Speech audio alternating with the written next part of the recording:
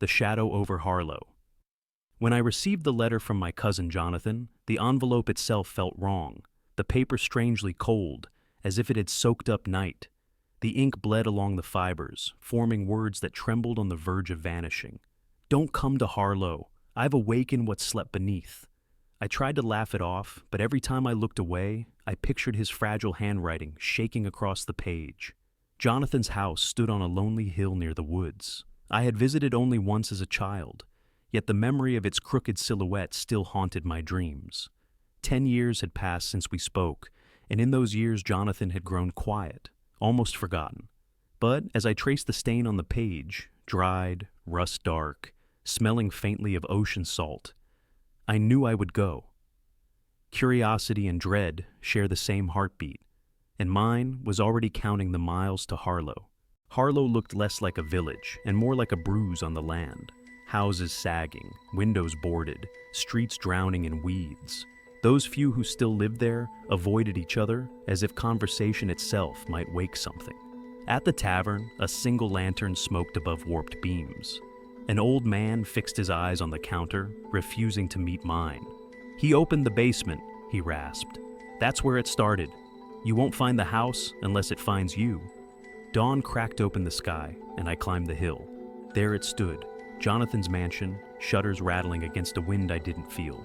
I pulled out my phone to mark the location, but every map app showed nothing but empty green. No roads, no buildings, only blank wilderness. The house cast a longer shadow than any building its size should, and as the morning light spread, that shadow refused to shrink. The front door groaned open with the sigh of rotten hinges, exhaling a breath of stale dust and sea salt rot. Cobwebs clung like gauze to cracked picture frames. Every surface wore a century of neglect. Except for the candle on the table, its flame steady, as if time protected that single spark. Jonathan's journal lay beside it, spine broken, pages warped by moisture. On the final leaf, in frantic strokes, I hear them under the floor. They call my name in the tide's voice. As I read, the boards beneath my boots shivered. A hush rose from below. Not quite a voice, not quite silence, but something that pressed against the walls of my skull. When I leaned closer, I realized the hush shaped my name, syllable by syllable, like a mouthless prayer. The trapdoor to the basement throbbed, warped wood pulsing, waiting. The basement stairs groaned like bones under pressure. Each step sank deeper into cold. The walls dripped, not water, but something darker, with the metallic tang of old blood and brine. My flashlight sputtered as I reached the bottom, revealing a room that seemed impossibly vast for the house above. In the center stood a stone archway covered in barnacles and etched symbols too ancient to decipher. It pulsed faintly, as if drawing breath. A door, not made by men. I should have fled.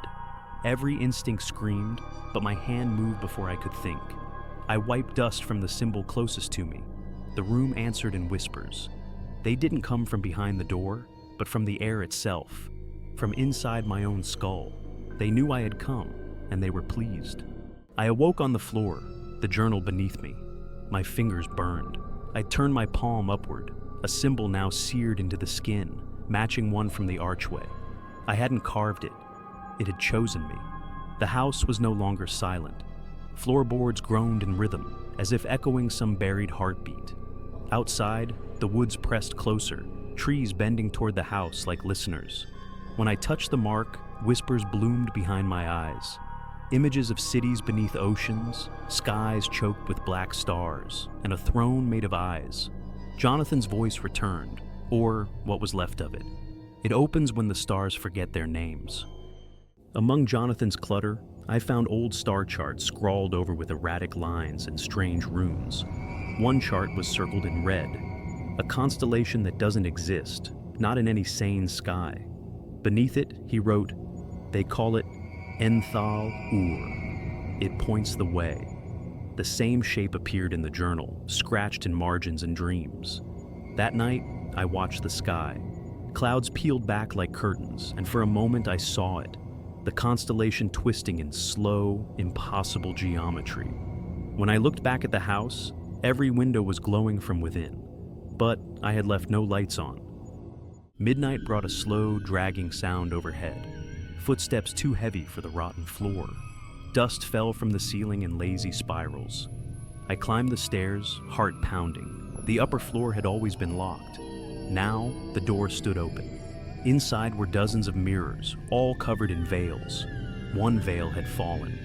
In the glass, I saw not my reflection, but Jonathan's pale face, mouth open in warning, his hand pressed against the other side. Behind him, something vast moved in the dark. The wall behind the mirror pulsed. Something wet seeped through the cracks. I pried it open. Behind the panel, an eye, lidless, immense, ancient. It blinked once. The house groaned like a sinking ship. Every mirror shattered at once. I fled downstairs, but the walls now bled symbols, pulsing in rhythm with the mark on my palm. The house no longer held memories. It remembered me. Back in the village, no one would speak to me. Every window was covered, every door bolted. At the tavern, the barkeep whispered, he let it touch him. Just like you. I demanded answers. The man handed me a notebook, pages torn and waterlogged. Inside, charcoal drawings of the door, the mark, and something deeper. A great shape beneath the house, wrapped in tendrils and screaming mouths. He pointed to the sea. It dreams through stone, through blood, through you now. The ocean had receded unnaturally. The shoreline revealed jagged ruins and spirals in the sand. Symbols from the basement door. Voices rose on the wind, singing in no tongue I knew, but one my body remembered. I followed the melody to the water's edge. Something vast shifted beneath the waves. A single word boomed in my head. Soon. I awoke on the floor again, this time surrounded by candles and seaweed. The house had moved, furniture gone, paintings melted. Only a single door remained, drawn in chalk, pulsing like a heartbeat. When I stepped through, I wasn't in the house anymore. I was underwater, or in a memory. Cities rose from coral, shadows moved with purpose. One turned toward me. I screamed, but no sound left my mouth. Only bubbles, only light. He stood in the hallway, but not fully. His body flickered like candlelight underwater. His eyes were golden now, like mine in the mirror. He spoke without sound. You were always part of it.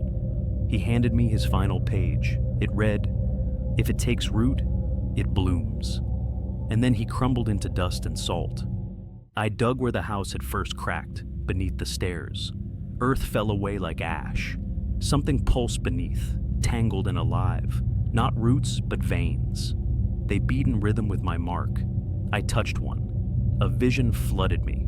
A cathedral of bone, suspended in the void. Rows of robed figures with no faces, chanting a name I could not hold in my mind. I tried to write it. My hand spasmed. The paper caught fire.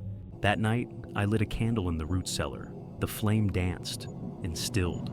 Smoke curled upward, then sideways. Eyes opened in it. Voices whispered from the candle's shadow. You were seen the moment you arrived. The smoke slithered around me. I couldn't move. Inside it, forms shifted. Thin, long, hungry. I blew out the candle. The eyes remained. At exactly 3:33 a.m., the floor split. A low tone, like a moan, filled the air. Something rose, not fully. Mouths, hundreds, all gasping in unison. None had teeth. From the journal, it must be fed, not flesh. Memory. I felt my thoughts drain, pieces vanishing. I forgot my father's voice, the smell of summer, my own birthday. I backed away. One of the mouths whispered, "More." I left the journal closed, tied shut, locked. In the morning, it was open again. Pages filled with fresh ink in my handwriting. But I had not touched it. One entry. He begins to believe. That is the first offering. Another. By episode 20, you won't be you. The last line changed as I watched it. Stop reading, or finish the ritual. Behind the house is a well. I'd never noticed it. Now it groans at night. I dropped a stone. No splash, just a wet sound. When I peered down, something looked back. A ring of teeth where water should be. From the darkness came a whisper. You drank from me, long ago. I stepped back. My stomach turned. Salt water spilled from my mouth. The chalk door in the cellar now breathes. In, outside, its lines pulse like veins. Sometimes it knocks from the inside. I place my hand on it. The wall felt warm, alive. The journal read, "It will open, not when you're ready, but when it is." At night, I dream of walking through it, but in the dream, I don't have eyes, only teeth. Tonight, the sky was blank. No stars, no moon, only black stretching forever. The constellation in Thal Ur was gone. Because it wasn't up there anymore, it was here.